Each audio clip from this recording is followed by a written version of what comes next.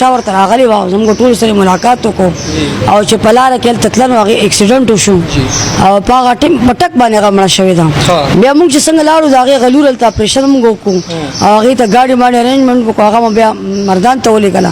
ملګرو د سیمي خان نونو کم پیغام او د هغې کم هر څه چې و تفصیل تاسو سره مونږ په تیر شوي یو څو ویډیو کې شیر کړی و.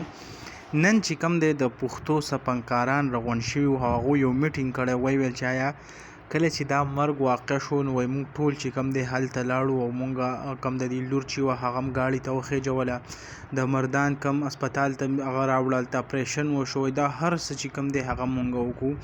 وایي که مونږ وګورو لکه تر اوسه پورې که تاسو د انډیا انډسټري والی یا د پنجاب داسې انډسټریانې والی نو هلته چې کم دی برپور د هغو دپاره داسې رولز ټاکلی شوي وي داسې حکومت د هغو سپورټ کوي چې هر څه چې کم دی هغو ته مهیا کېږي. خو وایي د بده مرغه زمونږ کم خیبر پښتونخوا چې دا نو په هغې کې دا ذلیل او رسوا دي څوک یې تپوس وایي هم نه کوي چې آیا په څه قسمه مرګ مړه شو څه قسمه زندګي په دې باندې تېرېږي یعنی وایي هېڅوک د هغې څه پروا نه کوي. نو دغه کم ګیلې ملي چې دي دغه په ټایم که تاسو وګورئ راځي او د حکومت نه چې کم دی خاص طور باندې دغه ګیلې کوي. نو دغه کم یو نوي شان ویډیو راغلو ما غوښته چې د تاسو سره شریک کړم.